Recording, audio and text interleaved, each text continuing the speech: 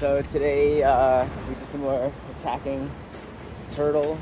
Uh, let's see. Did we do any takedowns? No, we did not do any takedowns. So first one is from the hindquarters. So if your opponent is trying to Granby, which is kind of hard to explain, it is they're rolling onto their shoulder and then bringing their legs up into a guard. It's sort of like breakdancing-ish look.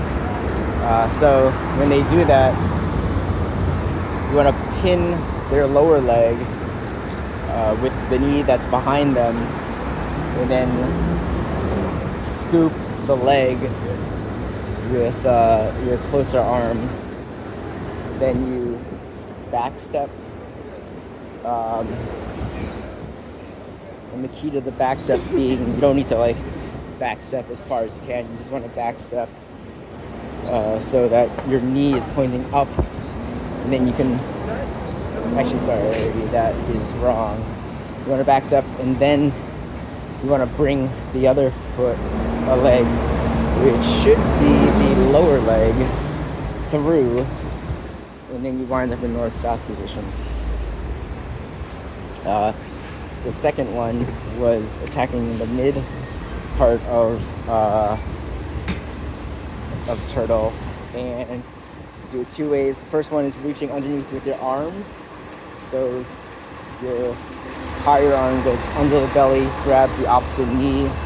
Your closer lower arm grabs the ankle behind his butt, and drive him forward. Now is when you backstep with the knee pointed up, and then the knee pointed up allows you to drive into the opponent.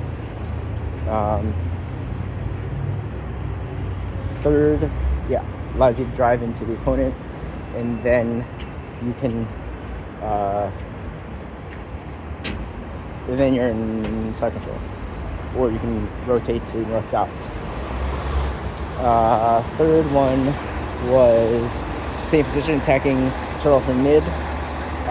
This time, if he is trying to sit back, you drive your knee into that space, into the space between his elbow and knee, and push him away so his hip falls away from you, and then you get into like a side smash position, at which point you can do a side smash pass, or you can walk your way up or climb your way up into mount. The permanent points for climbing up is to get under hooks and then stay really tight. You want to sag your hip, your near side hip, down to take up as much room as possible. Any gap that you leave your opponent will let him shrimp out or create space and allow him to regard. And then we did rounds. Let's see, I don't think there was anything crazy about the rounds. Then I did a private with Tim, and we did ankle pick. So I'm still struggling with ankle pick a little, like picking up the leg. I don't know if it's because we're drilling and the opponent is just like, he knows ankle pick's coming, so he's picking up the leg or his foot or whatever. But yeah, so the key to the ankle pick is you're anchoring the foot to the ground, and then you're pushing with the opposite hand on the lapel, so that's pushing him over the ankle pick. So then if he steps back, so you can't do the ankle pick, and this is where I had a problem. I've not been able to hit an ankle pick because they've been stepping back. So in that case, you come up into a single leg. And then he had one point for the single leg, is that, so I've been swinging them down. He said to sit them down. So you're not just applying sideways pressure, you're applying downward, mostly downward pressure, 3/4 pressure down and 1/4 to the side, and sitting down that way. And then, so we did open guard passing. So this is actually where I've been having problems, because when we've been rolling, I've been having trouble with the headquarters passing, because when we do that, we're focused on having a grip on our lapel, what to do when your headquarters and your opponent has a grip on your lapel. And every time I've been able to get someone into headquarters, they have their hands all over the place.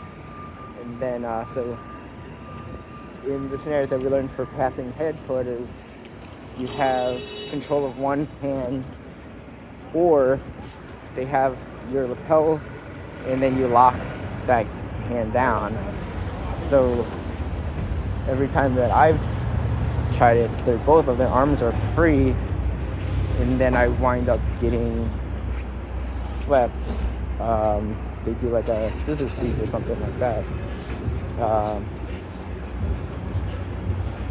And I think that's because I'm not tight to them. So then what I've been trying to do is crowd them in more, but then that just overloads me and they can sweep me overhead or something like that. So what Tim told me today should be a good alternative to those, and that is taking an ankle grip, or what's it called? Ankle cuff grip, opposite. So my right arm grabs his left. Well, my right arm grabs his right ankle cuff. So across the body. Then you squat and try to pass toward the head. Let's see. And then, yeah, so if you can pass, you want to grab the collar with your left hand. You want to push down on his knee with your shoulder, and then your head is posted on his shoulder, inside of his shoulder. And then your knee, so my right knee in this case, goes into the hip, and then you keep pivoting around that knee into the hip until you clear the knee shield, and then you're passed.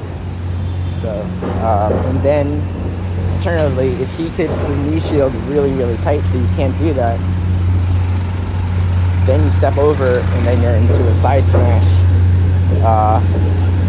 And then options there, you can pommel, which is what we usually do. Pommel both legs. And then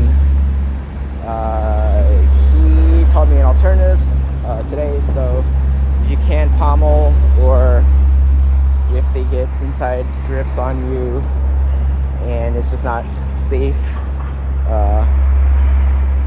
to do so, you switch your higher grip. So your right arm is still gripping the ankle cuff, so left arm would grab the opposite lapel with the thumb inside and forefingers up, and then you do what he calls a gator roll. So you're rolling around your opponent, keeping your weight on them until you reach north-south. Yeah. And then, let's see. So then we also went over some more side smash. So key points for that is getting the belt grip around the back, and getting a lapel grip, and then locking your elbows in. One other thing that he mentioned was that you have to keep your weight, like if you don't have a significant weight advantage, you shouldn't go chest to chest so much. You want to keep your weight focused on the hips. So if you go chest to chest and you don't have a overwhelming weight advantage, they can sweep you in that direction. So this is something that has been bothering me a lot. Like, I feel that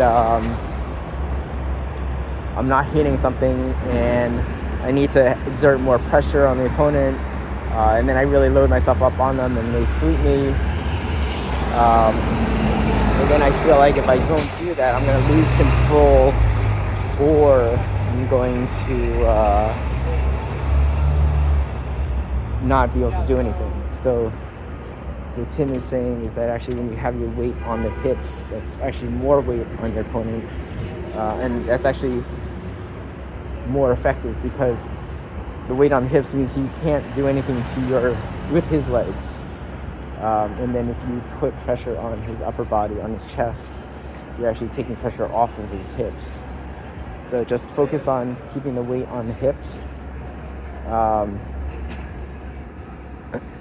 and then maneuver from there. So I think there's plenty of options to do from there, and I feel like I'm just being too direct.